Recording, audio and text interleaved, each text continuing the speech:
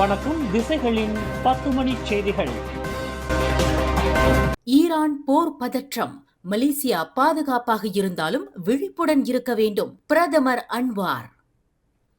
Iran மற்றும் மத்திய கிழக்கில் நிலவி வரும் போர் பதற்றங்களுக்கு மத்தியில் மலேசியா பாதுகாப்பான நாடாக இருந்தாலும் நாம் முழுமையாக தனிமைப்படுத்தப்படவில்லை என்பதால் மிகுந்த விழிப்புடன் இருக்க வேண்டும் என்று பிரதமர் டத்தோஸ்ரீ அன்வார் இப்ராஹிம் எச்சரித்துள்ளார். கோலாலம்பூரில் உள்ள போலீஸ் பயிற்சி மையமான புலாபாலில் இன்று நடைபெற்ற 219வது போலீஸ் தின கொண்டாட்டத்திற்கு தலைமையேற்று உரையாற்றிய பிரதமர், சர்வதேச உளவுத்துறை தகவல்களின்படி தேசிய பாதுகாப்பில் எவ்வித சமரசமும் செய்யக்கூடாது என்றும், சில தரப்பினரின் விரக்தியான செயல்பாடுகளால் ஏற்படக்கூடிய ஆபத்துகளை கவனிக்க வேண்டும் என்றும் வலியுறுத்தினார்.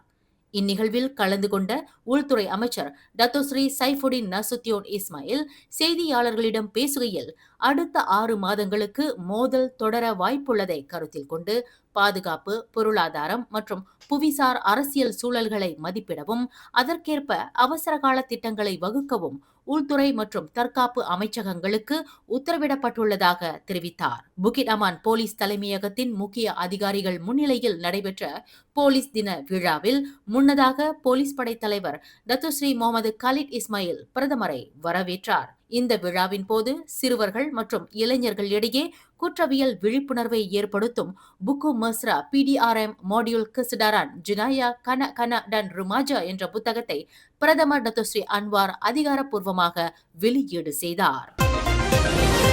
2025ஆம் ஆண்டிற்கான உலகளாவிய அமைதி குறியீட்டில் மலேசியா உலகில் 13வது இடத்தையும் ஆசியான் பிராந்தியத்தில் 2வது இடத்தையும் பிடித்துள்ளதாக போலீஸ் படை தலைவர் தான் ஸ்ரீ கலீட் இஸ்மாயில் தெரிவித்துள்ளார். 219வது போலீஸ் தின கொண்டாட்டத்தில் பேசிய அவர், நாட்டின் குற்றச்செயல்கள் 6.4 விழுக்காடு சரிந்துள்ளதை சுட்டிக்காட்டினார். எல்லை பாதுகாப்பு மற்றும் நாடு தழுவிய தீவிர கண்காணிப்பு நடவடிக்கைகளே இந்த முன்னேற்றத்திற்கு காரணம் என்று IGP குறிப்பிட்டார். எனினும் தற்போதைய பாதுகாப்பு சூழல் சிக்கலாகி வருவதாகவும், போலீஸ் துறை மீதான தாக்குதல்கள் அதிகரித்து வருவதால் சவால்களை எதிர்கொள்ள போலீஸ் படை எப்போதும் தயாராக இருக்க வேண்டும் என்றும் அவர் வலியுறுத்தினார்.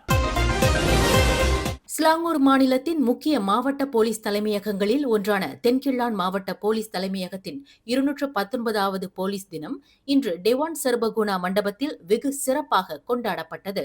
தென்கிள்ளான் மாவட்ட போலீஸ் தலைவர் ACP லிம் ஜிட் ஹுவே தலைமையில் இன்று பிற்பகல் 2 மணியளவில் இக்கொண்டாட்டம் இனிதே தொடங்கியது. இவ்விழாவில் 250க்கும் மேற்பட்ட போலீஸ் அதிகாரிகள், போலீஸ்காரர்கள் மற்றும் பல்வேறு பொது இயக்கங்களின் பிரதிநிதிகள் கலந்து கொண்டு சிறப்பித்தனர். இந்த மாவட்ட அளவிலான கொண்டாட்டங்கள் குறித்து விவரித்த தென்கிள்ளான் மாவட்ட போலீஸ் தலைமையகத்தின் நிர்வாக பிரிவு தலைவர் DSP கார்த்திக் வாசு, போலீஸ் துறைக்கு விழிகளாகவும் செவிகளாகவும் இருந்து துணையாக செயல்படும் பொது இயக்கங்களின் பங்களிப்பை வெகுவாக பாராட்டினார். அவர்களின் தன்னலமற்ற சேவையை பாராட்டும் வகையில் மாவட்ட போலீஸ் தலைவர் மூலமாக பொது இயக்க பிரதிநிதிகளுக்கு நற்சான்றிதழ்கள் வழங்கி கௌரவிக்கப்பட்டதாக அவர் குறிப்பிட்டார். குற்றச் செயல்களை குறைப்பதிலும் பொதுமக்களின் பாதுகாப்பை உறுதி செய்வதிலும் போலீஸ் துறையினருடன் இணைந்து செயல்படும் இத்தகைய அமைப்புகளின் ஒத்துழைப்பு பாராட்டுக்குரியது என்றும் DSP கார்த்திக் வாசு பெருமிதம் தெரிவித்தார். இந்த ப்ரோக்ராம் வந்து ஹரி போலீஸ் பிரிங்காட் IPD Kelang Selatan நம்ம எல்லாமே வந்து இந்த ஆஃபீஸர், அங்கோத்த, ஏஜென்சி, pesara போலீஸ், அப்புறம் ketua persatuan penduduk, அதாவது கம்யூனிட்டியோட தலைங்க எல்லாத்தையும் நம்ம இந்த ஃபங்க்ஷனுக்கு கொடுத்துருக்கோம். ஸோ இந்த ஃபங்க்ஷனில் வந்து கலந்தது நீங்கள் பார்த்தீங்களா, ஏறக்குறை 250 பேர் போலீஸ்காரங்க எல்லாமே வந்துட்டு இன்றைக்கி ஹரி போலீஸ் சம்பவம் பண்ணுறோம். இன்றைக்கி ஏன்னா இந்த வாட்டி இந்த 2 மணிக்கு மத்தியானம் செய்கிறோன்னா, அந்த இன்ஸ்ட்ரக்ஷன் வந்து இந்த ஹரி போலீஸ் வந்து இந்த வாட்டி IGP புக்கெட் அமான் என்ன செய்கிறாங்களோ 2 மணிக்கு, அதே மாதிரி all the district, all the contingent must follow சலாராஸ் 2 o'clock. ஸோ இது நம்ம என்னதுக்கு செய்யணும்னா நினைக்கிறேன் நம்ம சொல்ல தேவையில்லை. ஏன்னா அதாவது ஈச் இயர் எல்லா வருஷமும் 25ஆம் தேதி மார்ச்சில் வந்து நம்ம வந்து இந்த ஹரி போலீஸ் செய்வோம்.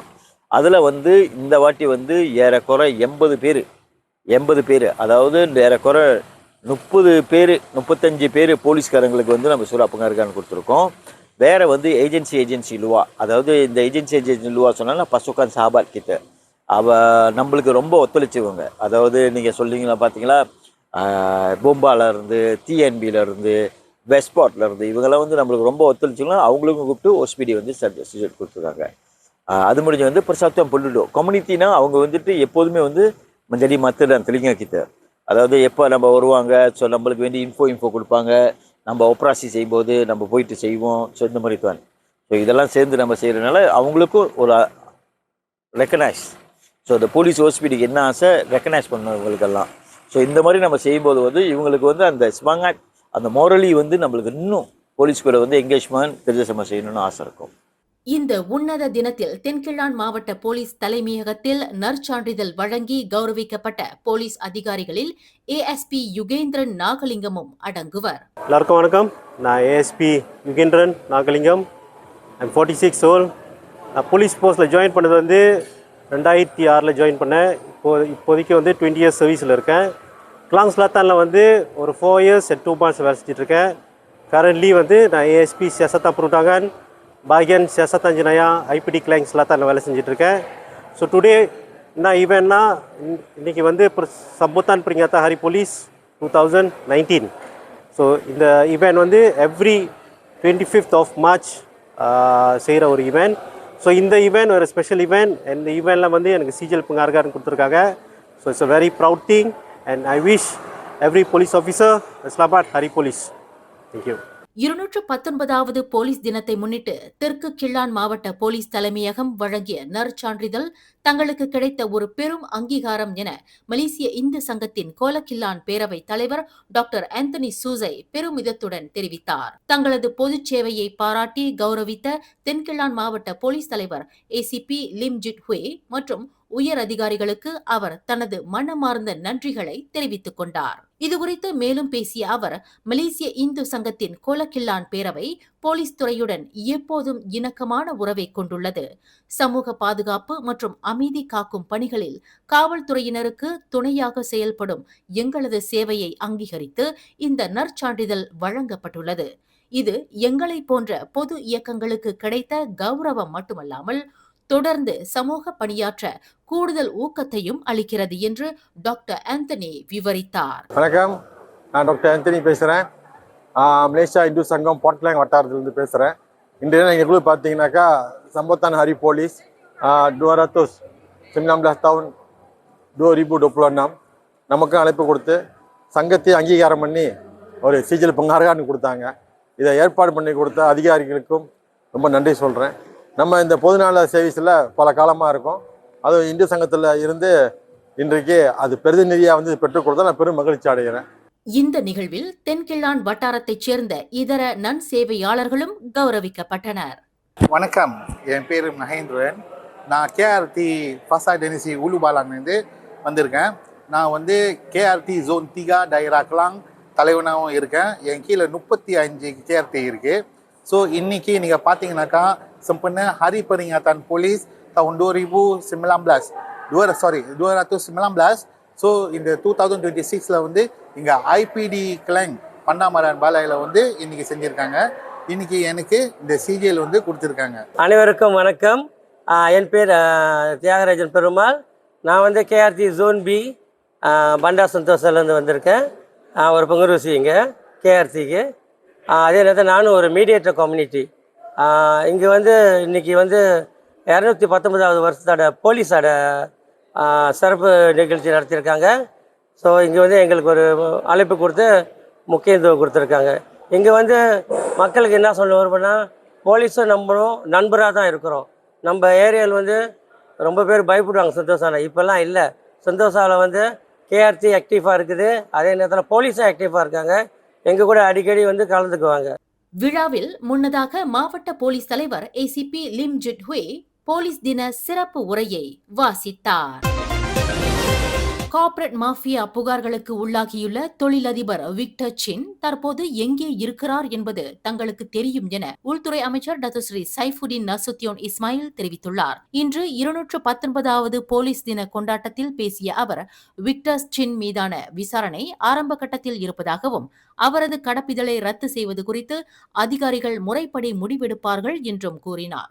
முன்னதாக விக்டர் சின் வெளிநாட்டில் இருப்பதாகவும் சர்வதேச போலீஸ் துறையின் உதவியுடன் அவர் கண்காணிக்கப்படுவதாகவும் போலீஸ் துறை தலைமை அதிகாரி தெரிவித்திருந்தார்.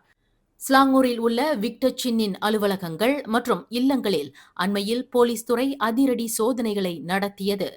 கட்டாய நிறுவன கையகப்படுத்துதலில் சில ஊழல் தடுப்பு ஆணைய அதிகாரிகளுக்கு தொடர்பு இருப்பதாக கூறப்படும் புகார்கள் குறித்து போலீஸ் துறை தீவிர விசாரணை நடத்தி வருகிறது.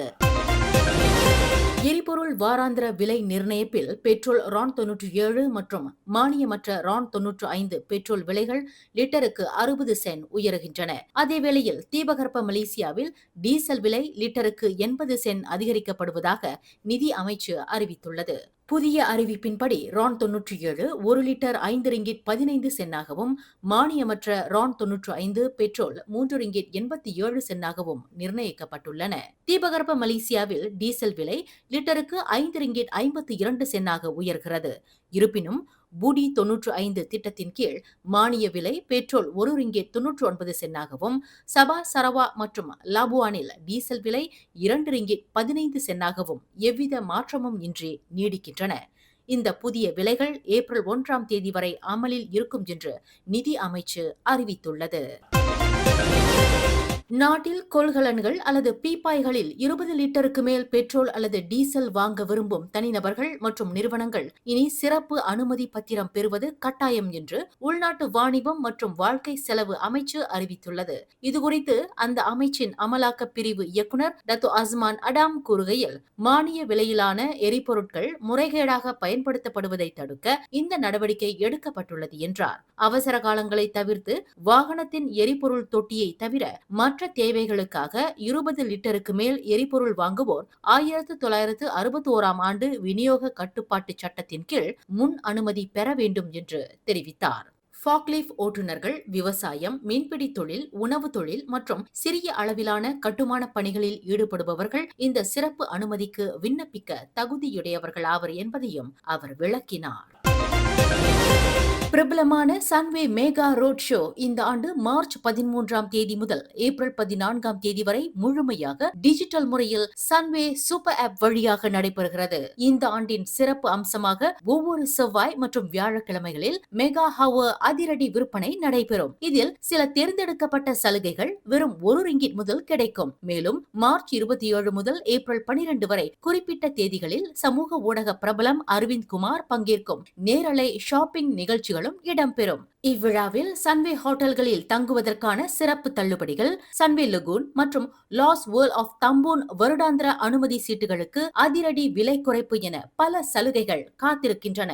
அதோடு சன்வே மெடிக்கல் சென்டரின் ஆரோக்கிய பரிசோதனை திட்டங்களுக்கு 15 விழுக்காடு வரை தள்ளுபடி மற்றும் இலவச ஹோட்டல் தங்குமிட வசதிகளும் வழங்கப்படுகின்றன.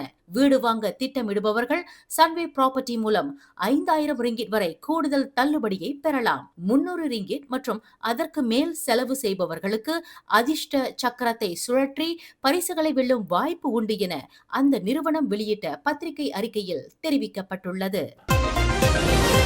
நாட்டில் வடபகுதியில் செயல்படும் சுமார் 100 சுற்றுலா பேருந்து நிறுவனங்கள் டீசல் விலை உயர்வு காரணமாக தங்கள் தொழிலை மூடும் அபாய நிலையில் இருப்பதாக எச்சரித்துள்ளன. பேரா, கிடா, பினாங்கு மற்றும் பர்லிஸ் ஆகிய மாநிலங்களைச் சேர்ந்த இந்த நிறுவனங்கள் டீசல் விலை உயர்வால் இயக்க செலவுகள் இரட்டிப்பாகியுள்ளதாக தெரிவித்துள்ளன. இதுகுறித்து வட பிராந்திய சுற்றுலா பேருந்து உரிமையாளர்கள் கூட்டமைப்பின் தலைவர் அமர் ருஸ்லான் கூறுகையில், டீசல் விலை உயர்வால் முன்பதிவுகள் 50% வரை ரத்து செய்யப்பட்டுள்ளன. சுற்றுலா நிறுவனங்கள் மற்றும் கல்விக் கழகங்கள் அதிக கட்டணம் காரணமாக பயணங்களை தவிர்க்கின்றன என்றார். மலேசியாவிற்கு வருகை தரும் ஆண்டிற்கு நாடு தயாராகி வரும் நிலையில் இந்த விலை உயர்வு சுற்றுலாத்துறையை முடக்கிவிடும் என்பதால் அரசு உடனடியாக தலையிட்டு தங்களுக்கு தீர்வு காண வேண்டும் என்று அவர் கோரிக்கை விடுத்துள்ளார். ஊழல் அல்லது முறைகேடுகளில் ஈடுபடும் PKR நாடாளுமன்ற உறுப்பினர்கள் உட்பட எந்தவொரு கட்சி உறுப்பினரையும் கட்சி ஒருபோதும் பாதுகாக்காது என்று அக்கட்சியின் தகவல் தொடர்பு பிரிவு தலைவர் டத்தோ ஃபாமி ஃபட்சில் தெரிவித்துள்ளார். இன்று 219வது போலீஸ் தின கொண்டாட்டத்தில் கலந்து கொண்ட பின் செய்தியாளர்களிடம் பேசிய அவர், பிரதமர் டத்து ஸ்ரீ அன்வார் இப்ராஹிமின் கொள்கைப்படி தவறு செய்பவர்கள் யாராக இருந்தாலும் அவர்கள் சட்டத்தின் முன் நிறுத்தப்படுவார்கள் என்றார். 10 மில்லியன் ரிங்கிட் நிதி முறைகேடு புகாரில் PKR கட்சி உறுப்பினர் ஒருவர் சம்பந்தப்பட்டிருப்பதாக கூறப்படும் விவகாரத்தில் போலீஸ் துறை மற்றும் அமலாக்கத்துறையினருக்கு முழு ஒத்துழைப்பு வழங்க தயாராக இருப்பதாகவும் டத்து ஃபாமி உறுதியளித்தார். மறைப்பதற்கு எங்களிடம் எதுவும் இல்லை. சட்டம் தன் கடமையை செய்யட்டும் என்று அவர் மேலும் குறிப்பிட்டார். நள்ளிரவில் வாகனங்கள் நெரிசலாக செல்லும் சாலையின் குறுக்கே சிறு குழந்தை ஒன்று தனியாக ஓடிவரும் அதிர்ச்சியூட்டும் காணொளி சமூக வலைதளங்களில் வைரலாகி வருகிறது. நகரி சம்பிலான் கொலப்பிலா ஜலாந்தராட்சியில் இரவு 9:15 மணியளவில் நிகழ்ந்த இந்த சம்பவத்தை அவ்வழியே சென்ற ஒரு வாகனத்தின் டேஷ்கேம் கேமரா பதிவு செய்துள்ளது. அந்த பதிவில் இருட்டில் சாலையின் நடுவே குழந்தை ஓடுவதைக் கண்டு அதிர்ச்சி அடைந்த வாகன ஓட்டிகள் உடனடியாக வாகனங்களை நிறுத்தினர். பின்னர் அங்கிருந்த பொதுமக்கள் ஓடிச் சென்று அந்த சிறு குழந்தையை பத்திரமாக மீட்டனர். இந்த காணொளியை பதிவிட்ட ரைஹான் அலீம் என்பவர், நானே இறங்கிச் சென்று குழந்தையை மீட்க நினைத்தேன். ஆனால் என் தாயார் பயத்தில் என்னை தடுக்கவே என்னால் உடனடியாக உதவ முடியாமல் போனது என மன்னிப்பு கேட்டு வருத்தம் தெரிவித்துள்ளார். இச்சம்பவம் குறித்து கொலப்பிலா மாவட்ட போலீஸ் தலைவர் சூப்பரிண்டென்டன்ட் முகமது முஸ்தபா உசேன் கூறுகையில், இது தொடர்பாக தீவிர விசாரணை நடைபெற்று வருவதாகவும் விரைவில் அதிகாரப்பூர்வ அறிக்கை வெளியிடப்படும் என்றும் தெரிவித்துள்ளார். பெற்றோர்கள் தங்கள் குழந்தைகளை இரவு நேரங்களில் எவ்வளவு கவனமாக பார்த்துக் கொள்ள வேண்டும் என்பதற்கு இந்த சம்பவம் ஒரு எச்சரிக்கையாக அமைந்துள்ளது. பினாங்கு 2வது பாலமான சுல்தான் அப்துல் ஹலீம் முஅzzam ஷா பாலத்தில் கடந்த 3 நாட்களாக மேற்கொள்ளப்பட்டு வந்த தீவிர தேடுதல் வேட்டையின் முடிவில் இன்று ஒரு ஆடவரின் சடலம் கண்டெடுக்கப்பட்டது. பது கவானில் இருந்து பினாங்கு தீவு நோக்கி செல்லும் பாதையில் பாலத்தின் 12.8 கிலோமீட்டர் அருகே சடலம் மிதப்பதாக பிளாஸ் நிறுவனத்தின் ரோந்து படையினர் அளித்த தகவலின் பேரில் தீயணைப்பு துறையினர் உடலை மீட்டனர். கடந்த திங்கட்கிழமை பாலத்தின் ஓரத்தில் கார் ஒன்று கைவிடப்பட்ட நிலையில் மீட்கப்பட்டதை தொடர்ந்து கடல்சார் போலீஸ் மற்றும் பொது தற்காப்பு படையினர் இணைந்து இந்த தேடுதல் நடவடிக்கையை மேற்கொண்டனர். மீட்கப்பட்ட சடலம் மேல் நடவடிக்கைக்காக போலீசாரிடம் ஒப்படைக்கப்பட்டுள்ளது. வடக்கு தெற்கு நெடுஞ்சாலையின் 264வது கிலோமீட்டரில் சிரம்பானுக்கு அருகில் அவசர வழித்தடத்தில் நின்றிருந்த லாரியின் பின்புறம் அதிவேக மோட்டார் சைக்கிள் மோதியதில் 38 வயது மதிக்கத்தக்க நபர் சம்பவ இடத்திலேயே உயிர் இழந்தார். இவ்விபத்தின் கோரமான தாக்கத்தினால் அந்த சூப்பர் பைக் திடீரென தீப்பிடித்து முழுமையாக எரிந்து சாம்பலானது. சம்பவ இடத்திற்கு விரைந்த தீயணைப்பு மற்றும் மீட்புத் துறையினர் உயிர் இழந்தவரின் உடலை மீட்டதுடன் தீயையும் கட்டுக்குள் கொண்டு வந்தனர். இச்சம்பவம் அப்பகுதியில் பெரும் சோகத்தை ஏற்படுத்தியுள்ளது. மேலும் செய்திகளை தெரிந்து கொள்ள கீழே இருக்கும் பெல் பட்டனை அழுத்துங்கள். உங்கள் மகிழ்ச்சியை வெளிப்படுத்த லைக் மற்றும் ஷேர் செய்யுங்கள். தொடர்ந்து திசைகளோடு இணைந்திருக்க சப்ஸ்கிரைப் செய்யுங்கள்.